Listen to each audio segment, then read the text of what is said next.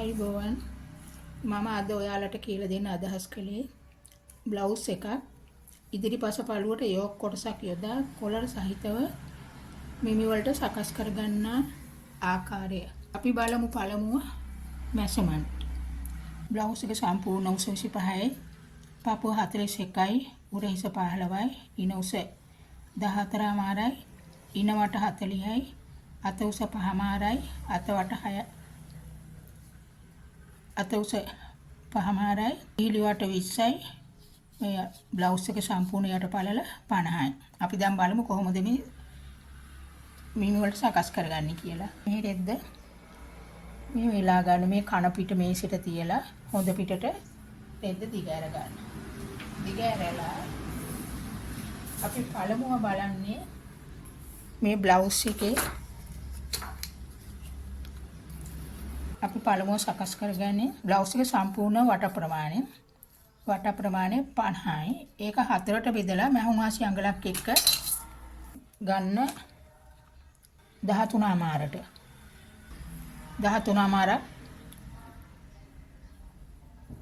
මෙතන ඉඳලා ලකුණු කරන්න.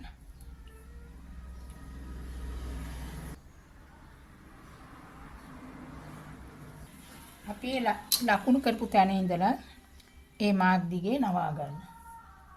මේ විදියට හොඳ පිට ඇතුළට තියෙන පිටට තමයි කන පිට ඉන්නේ. රෙද්ද ඇද යන්න මේ රේඛාවක් අඳින්න. එතන ඉඳලා 26 මාරට බ්ලවුස් එක සම්පූර්ණ මුස ලකුණු කරන්න. 26 මාරයි 27ක් කමන්න. එතන රේඛාවක් ඇඳ ගන්න. මේ ලකුණු කරපු තැන. දැන් කරවට අඟල් 3ක් ලකුණු කරන්න. උරහිස 15යි දෙකට බෙදලා එන කොටසට අඟල් භාගයක් එකතු කරාම 8යි.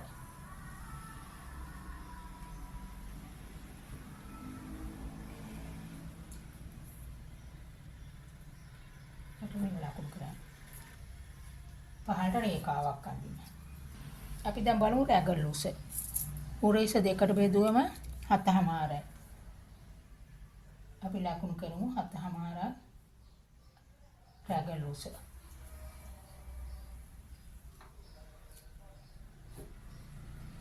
ඊතර රේඛාවක් අඳින්න.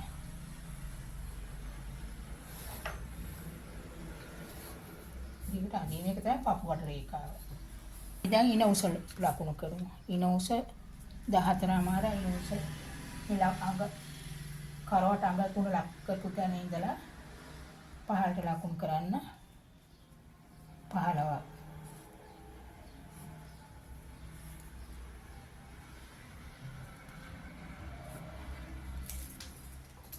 ඊතර රේඛාවක් අඳින්න.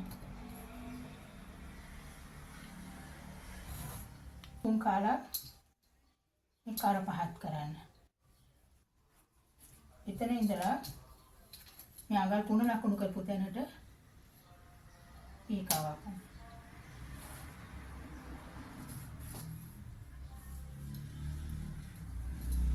අපි කොලර් එකක් දාන නිසා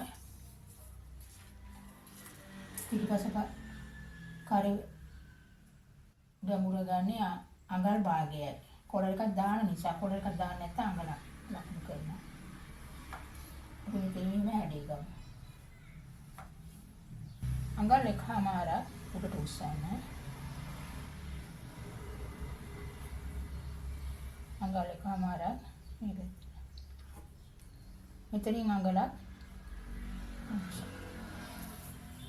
අපි දැන් මෙතන ඉඳලා අත්කට දැන් අපි බලමු ඉන වට.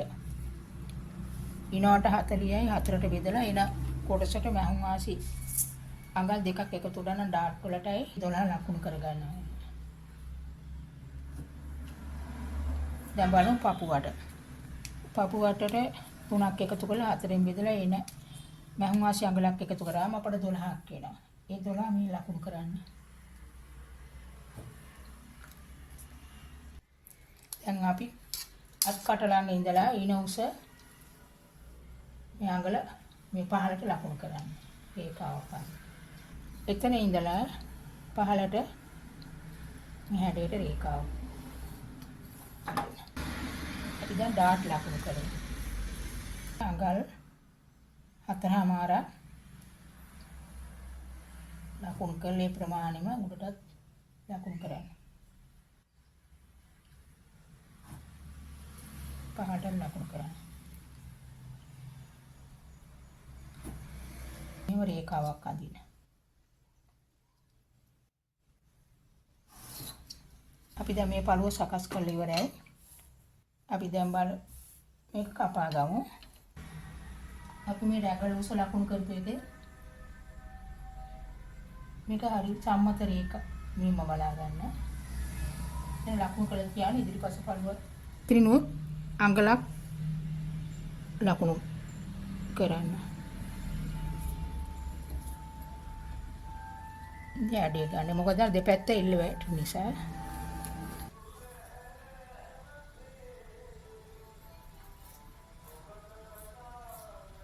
මම මේ පළුව සකස් කරලා ඉවරයි. දැන් මේ පළුව තියලා අපි ඉදිරිපස පළුව සකස් කරමු. අපි දැන් ඉදිරිපස පළුව සකස් කරමු. ඉදිරිපස පළුවට යෝක් එකක් දානවා. ඒ යෝක් උස අඟල් 11යි. මෙන්න මේ පිටිපස පළුව මේ රෙද්ද අර විදියටම හොඳ පිට තියලා මේ රෙද්ද ඊට උඩින් තියන්න. මේක මෙහාට ගියාට කමන්න යෝක් එක වෙනම කපන නිසා ලකුණු කරමු. යෝක් උස අඟල් 11 මේ.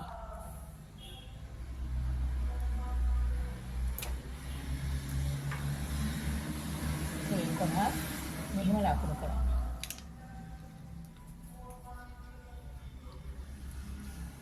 මෙතනින් ලකුණු කරන්න 11. දැන් අපි ඒක නවමු.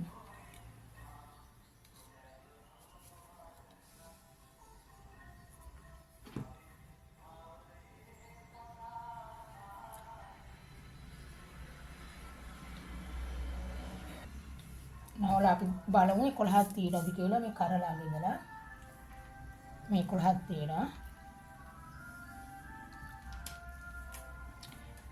එතන අපි රේඛාවක් අඳින්න වෙනවා.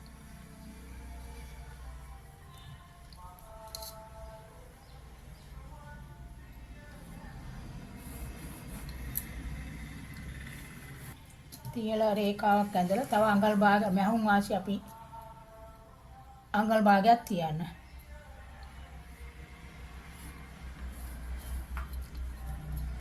මහිත්‍ය ප්‍රමාණයෙන් ගත්ත බලන අඟල් භාගයක් තියෙනවා.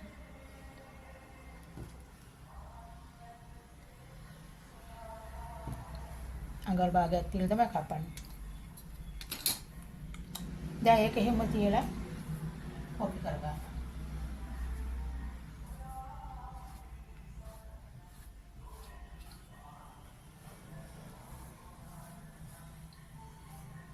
දැන් මේක අපි කපා ගන්න.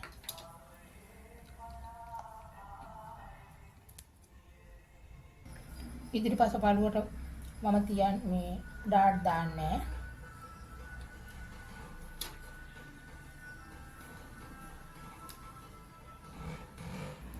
අපි ඒ ඉන උස මෙතන ලකුණු කරලා තියාගන්න.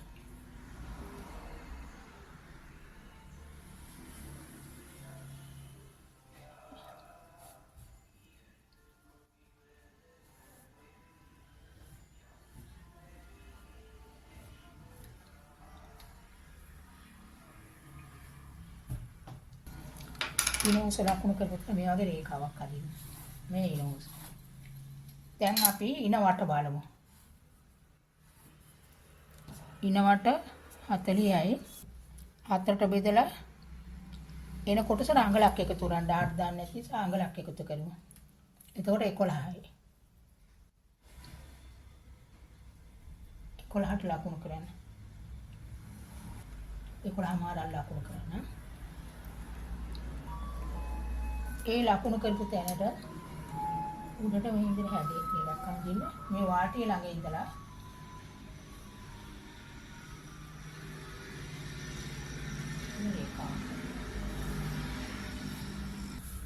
දැන් මේ කොටස කපා ගන්න. අපි දැන් මේ පළුව කපා ගමු. මේ ඉදිරිපස පළුවේ ඒක පින් ගහලා තියාගන්න. ඊළඟට අපි සකස් කරන්නේ යෝක් කොටස. එකක් ඇඳපන්. එකක් අඳින්න. දැන් මේ පළුව තියන්න. ඒ තියන්නේ භාගේ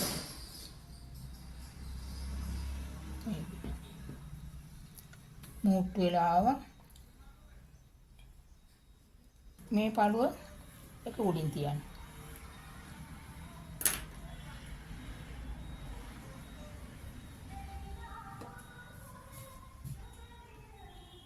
මෙතන මම හුඟාසි අඟල් භාගෙත් කියලා මම මේක ගානට උඩින් තියාගන්න. තියාගෙන අඟල් භාගයක් පිටට ලකුණු කරලා මේක කොපි කරගන්න.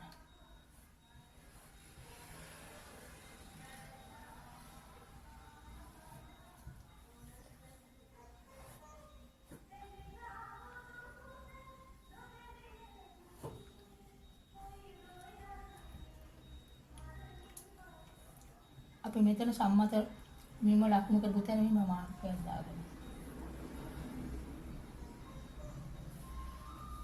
මාර්කයක් දාලා අඟල් භාගයක් ඇතුළට ලකුණු කරන්න. අත් කඩ ඉදිරිපස පළුවේ.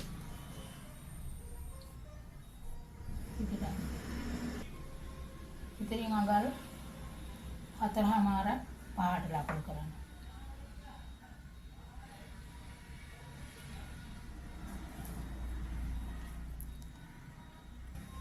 ඒක කොටුවට ඇඳ ගන්න.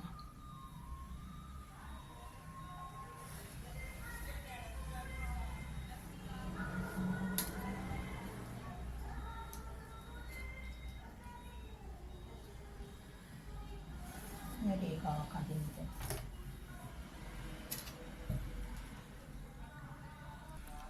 දැන් මේ පළු දෙක අයින් කරලා දැන් මේක කපා ගන්න.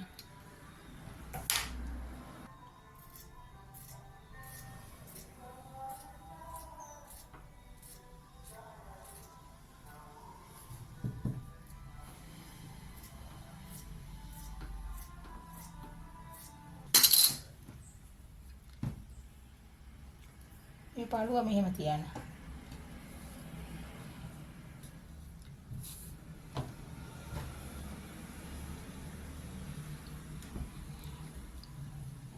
මේ ඉදිරිපස පළුව එළ බලන්න එක අට තියනවාද බලන්න.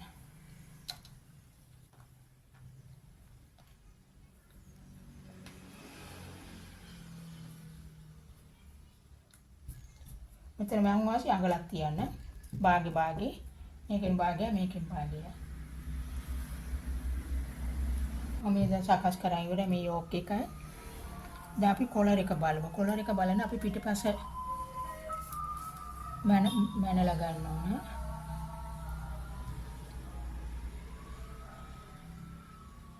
තුනයි කාලයි.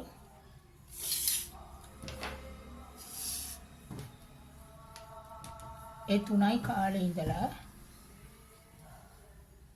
තුනයි කාල පිටට තියලා 8යි 3 කාලක් අපි ඒක ලකුණු කරලා තියාගමු. කොලර් එක කපනකොට අපට අවශ්‍යයි. කොලර් එකට 8යි 4න් 3 කොලර් එකක් ප්‍රමාණය. අපි දැන් අත් දෙක සකස් කරමු. මේ අතට අත් නවා ගන්න. පහමාරක් 6ක් ලකුණු කරන්න. අතේ උස පහමාරයි මේ හුඟාසි අඟ භාගෙත් එක්ක 6ක් ලකුණු කරන්න.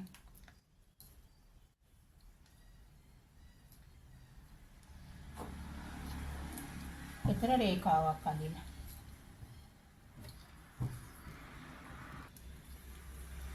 රේඛාවක් අඳින්න.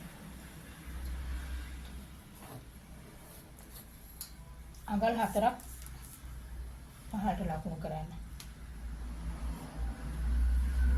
අඟල් 10ක් අත්කට ලකුණු කරලා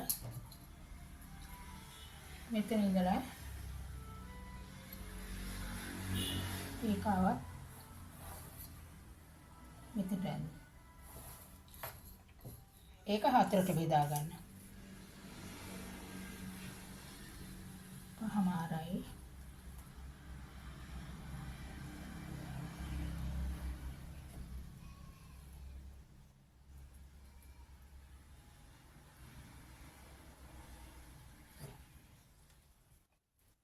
අඟල් භාගයක් උස්සන්න මෙතන.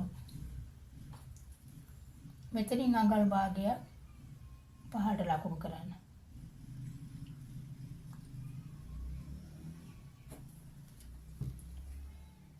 දැන්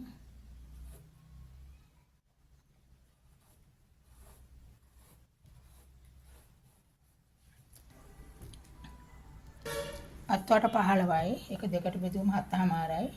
මම වාසි එක 8මාරට ලකුණු කරන්න. මේ විදියට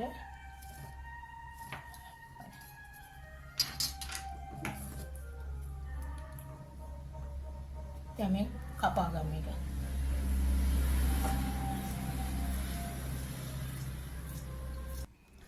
මම මේ අත සකස් කරලා ඉවරයි.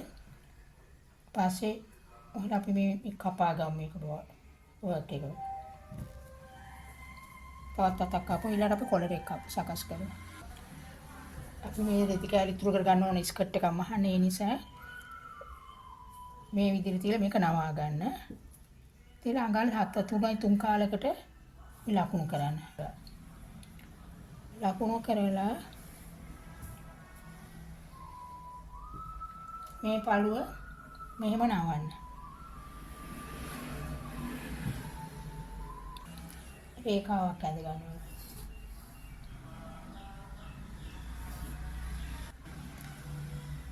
රේඛාව ඇඳවල මේ අතර නවා ගන්න. නවල මෙහෙම හරව ගන්න.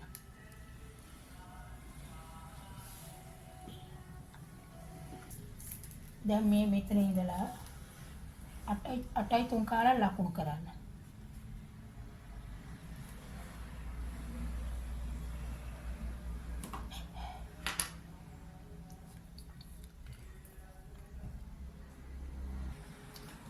ඉතින් රේඛාවක් අදින්න 8යි 3 කාලක් ලකුණු කරපු තැනට මෙතනින් අඟල් 1යි කාලක් මෙතන ලකුණු කරන්න. ලකුණු කරලා අඟල් භාගයක් මෙතනින් ලකුණු කරන්න. එතන ඉඳලා රේඛාවක් අදින්න. ඒ අඟල් භාගේ ලකුණු කරලා මේ විදිහට හැඩේ ගන්න. දැන් මේක මම කපන්න.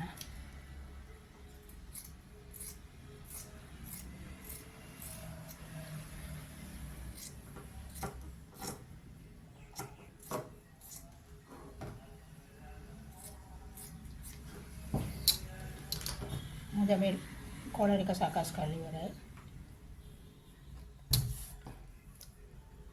හැඩයට ටිකක් කපා ගන්න.